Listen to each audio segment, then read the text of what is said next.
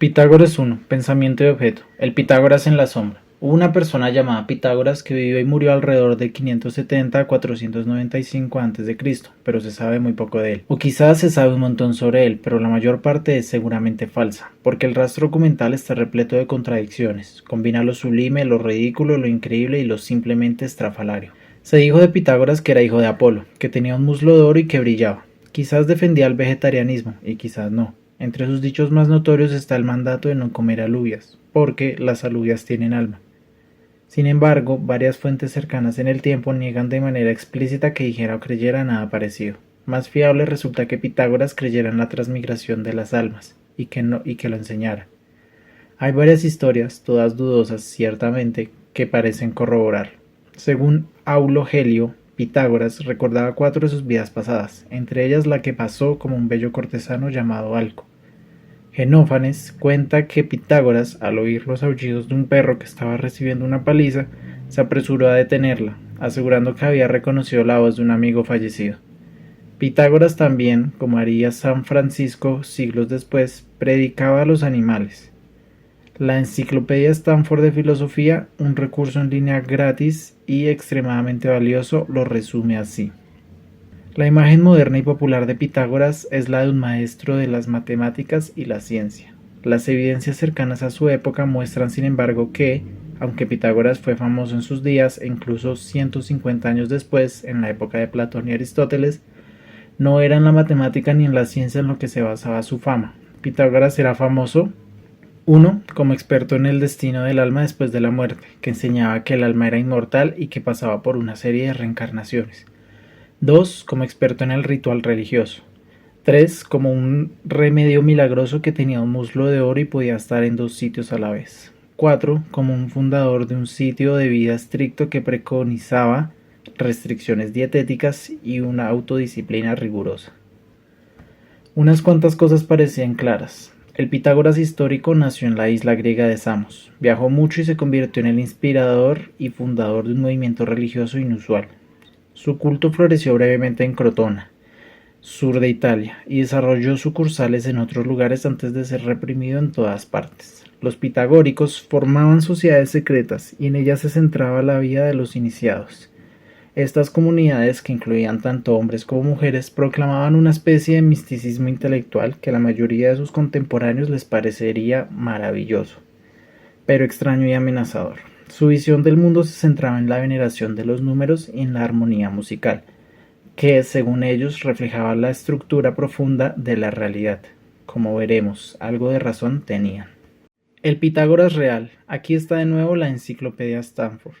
La imagen de Pitágoras que emerge de las evidencias no es por tanto la de un matemático, que ofrecía demostraciones rigurosas, ni la de un científico, que hiciera experimentos para descubrir la naturaleza del mundo natural, sino más bien la de alguien que debe un significado especial y asigna una prominencia especial a las relaciones matemáticas que circulaban ampliamente. Bertrand Russell fue más sucinto. Una combinación de Einstein y Mary Baker Eddy. Para los estudiosos de la biografía factual, uno de los mayores problemas es que los seguidores posteriores de Pitágoras atribuyeron sus ideas al propio Pitágoras. De esa forma esperaban revestir sus ideas de autoridad y a la vez, reforzando la autoridad de Pitágoras, promover su comunidad, que había sido fundada por él. De esta forma, unos magníficos descubrimientos en diferentes campos de las matemáticas, la física y la música, así como un inspirador misticismo, una filosofía seminal y una moralidad pura fueron todos representados como el legado de una sola figura casi divina. Esa figura formidable es, para nosotros, el Pitágoras real. No es del todo inadecuado atribuir al histórico Pitágoras en la sombra algún mérito del Pitágoras real, porque los grandes logros del segundo en matemáticas y ciencias surgieron de la forma de vida que el primero inspiró y de la comunidad que fundó. Los lectores inclinados a ello pueden trazar paralelos con las diferentes carreras en la vida real y, después de ella, de otras grandes figuras religiosas. Gracias a Rafael sabemos qué aspecto tenía el Pitágoras real. En la lámina B, Pitágoras trabajando, de la Escuela de Atenas, de Rafael. Se le representa profundamente concentrado en escribir en un gran libro y rodeado de admiradores. Todas las cosas son número. Es difícil distinguir lo que está escribiendo Pitágoras, pero me gusta fantasear que es alguna versión de su credo más fundamental. Todas las cosas son número. También es difícil saber, a tanta distancia en el tiempo y el espacio, qué es exactamente lo que Pitágoras quería decir con eso, así que tenemos que usar la imaginación. El teorema de Pitágoras. Para empezar, Pitágoras estaba poderosamente impresionado por el teorema de Pitágoras, tanto que, cuando lo descubrió, en un notable desliz de su vegetarianismo, ofreció una hecatombe, el sacrificio ritual de 100 bueyes, seguido de una fiesta, a las musas, a modo de agradecimiento. ¿A qué tanto alboroto? El teorema de Pitágoras es una afirmación sobre los triángulos rectángulos, es decir, triángulos que contienen un ángulo de 90 grados, o en otras palabras, una esquina de un cuadrado. El teorema dice que, si levantas cuadrados sobre los tres lados del triángulo, la suma de las áreas de los dos cuadrados pequeños equivalen al área del cuadrado grande. Un ejemplo clásico es el triángulo rectángulo 3, 4, 5, que se muestra en la figura 1. Figura 1. El triángulo rectángulo 3, 4, 5, un caso simple del teorema de Pitágoras.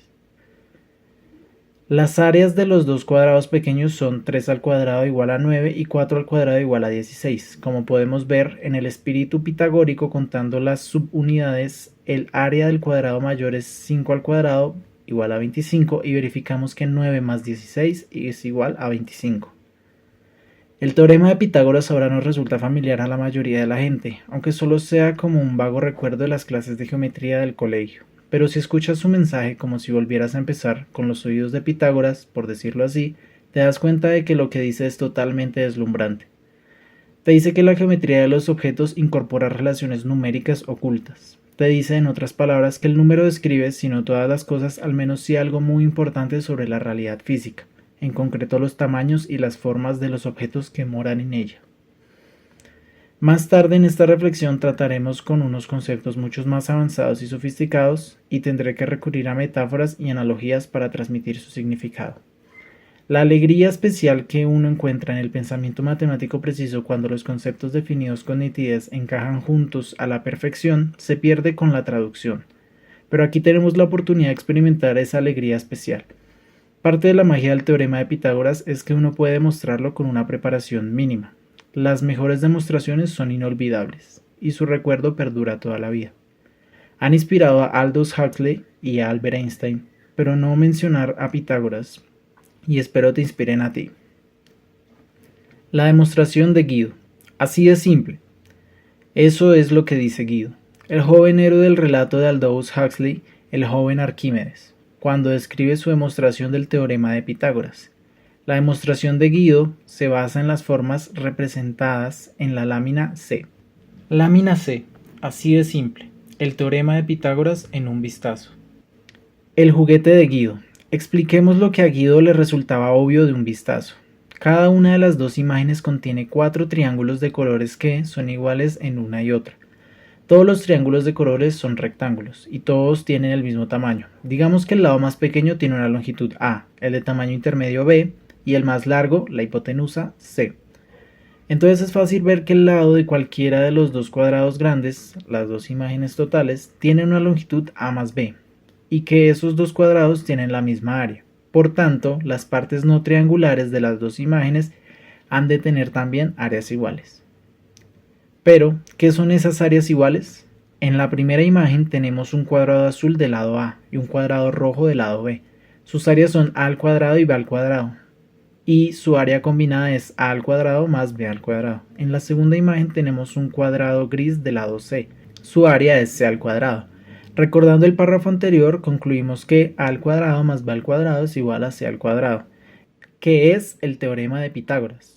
La demostración de Einstein. En sus notas autobiográficas, Einstein recuerda: recuerdo que un tío me habló del teorema de Pitágoras antes de que el cuadernillo de geometría sagrada cayera en mis manos. Tras mucho esfuerzo conseguí demostrar el teorema basándome en triángulos similares. Al hacerlo me pareció evidente que las relaciones de los lados de los triángulos rectángulos tendrían que venir determinadas por uno de sus ángulos agudos. No hay realmente el suficiente detalle en ese recuento para reconstruir la demostración de Einstein con certeza, pero aquí, en la figura 2, presento mi mejor conjetura.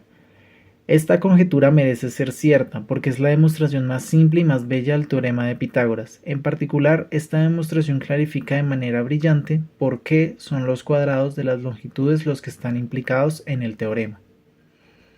Una joya pulida. Empezamos con la observación de que los triángulos rectángulos que tienen un ángulo común phi son similares entre sí, en el sentido preciso de que puedes transformar uno en otro sin más que cambiar la escala. Aumentarlo o encogerlo. También, si cambiamos la escala del triángulo por un factor, entonces cambiamos su área por el cuadrado de ese factor. Figura 2. Una reconstrucción plausible de la demostración de Einstein a partir de sus notas autobiográficas. Ahora consideremos los tres triángulos rectángulos que aparecen en la figura 2. La figura total y los dos subtriángulos que contiene. Cada uno de ellos contiene el ángulo phi, de modo que son similares. Sus áreas son por tanto proporcionales a al cuadrado, b al cuadrado, c al cuadrado, yendo de menor a mayor. Pero, como los dos subtriángulos suman el triángulo total, las áreas correspondientes deben sumar también y por tanto a al cuadrado más b al cuadrado igual a c al cuadrado. El teorema de Pitágoras salta de repente. Una bella ironía. Supone una bella ironía que el teorema de Pitágoras se pueda usar para socavar su propia doctrina de que todas las cosas son número. Ese resultado escandaloso es el único resultado de la escuela pitagórica que no se atribuyó a Pitágoras, sino a su pupilo Hipaso. Poco después de su descubrimiento, Hipaso se ahogó en el mar. Si su muerte debe atribuirse a la ira de los dioses o a la de los pitagóricos es objeto de debate. El razonamiento de Hipaso es muy inteligente, pero no demasiado complicado. Demos un paseo por él. Consideremos un triángulo rectángulo isósceles, es decir, con los dos catetos iguales, en otras palabras, a igual a b. El teorema de Pitágoras nos dice que 2 por a al cuadrado es igual a c al cuadrado. Ahora supongamos que las longitudes a y c son números enteros. Si todas las cosas son números, más vale que lo sean, pero hallaremos que eso es imposible.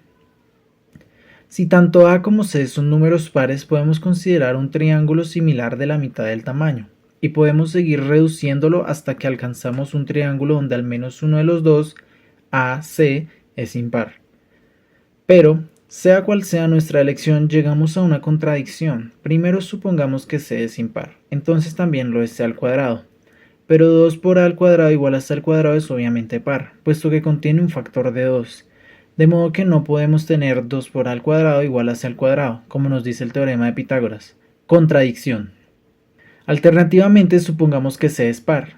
Digamos c igual a 2 por p, entonces c al cuadrado igual a 4 por p al cuadrado. Entonces el teorema de Pitágoras nos dice, después de dividir ambos lados de la ecuación por 2, que a al cuadrado es igual a 2 por p al cuadrado y por tanto a no puede ser impar. Por el mismo razonamiento que antes, contradicción.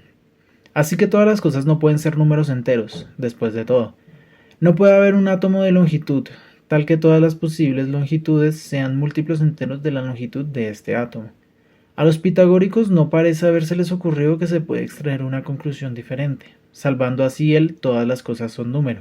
Después de todo, se puede imaginar un mundo en el que el espacio se construya a partir de muchos átomos idénticos. De hecho, mis amigos Ed Fredkin y Stephen Wolfram defienden modelos de nuestro mundo basados en autómatas celulares, que tienen exactamente esa propiedad.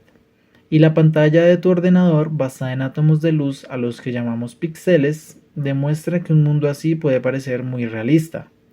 Lógicamente, la conclusión correcta que debe extraerse es que en ese mundo no se pueden construir triángulos rectos isósceles exactos. Algo tiene que ir ligeramente mal. O bien el ángulo recto no tiene exactamente 90 grados, o bien los dos lados cortos no son exactamente iguales. O, como en la pantalla del ordenador, los lados de tus triángulos no serán exactamente rectos. Esta no es la opción que eligieron los matemáticos griegos. En su lugar consideraron la geometría en su forma continua más atractiva, donde permitimos coexistir los ángulos rectos exactos y la igualdad exacta de los lados. Esta es también la opción que se ha demostrado más fructífera para la física, como aprendemos de Newton. Para hacerlo, tuvieron que dar prioridad a la geometría sobre la aritmética, porque, como hemos visto, los números enteros son inadecuados para describir incluso las figuras geométricas más simples. así que abandonaron la letra, aunque no el espíritu, de todas las cosas son número. Pensamiento y objetivo. Porque la verdadera esencia del credo de Pitágoras no es la afirmación literal de que el mundo debe encarnar números enteros, sino la convicción optimista de que el mundo debería encarnar conceptos bellos. La lección por la que Hipaso pagó con su vida es que debemos estar dispuestos a aprender de la naturaleza cuáles son esos conceptos. En esta empresa, la humildad es obligatoria. La geometría no es menos bella que la aritmética. De hecho, resulta apropiada de una forma más natural a nuestros cerebros altamente visuales, y la mayoría de la gente la prefiere. Y la geometría no es menos conceptual ni un mundo de la mente menos puro que la aritmética. Gran parte de la aritmética de los antiguos griegos, epitomizada por los elementos de Euclides, se dedicó a mostrar exactamente eso, que la geometría es un sistema de la lógica. A medida que progresemos en nuestra reflexión, hallaremos que la naturaleza es inventiva en su lenguaje. La naturaleza amplía nuestra imaginación con nuevos tipos de números, nuevos tipos de geometría e incluso, en el mundo cuántico, nuevos tipos de lógica.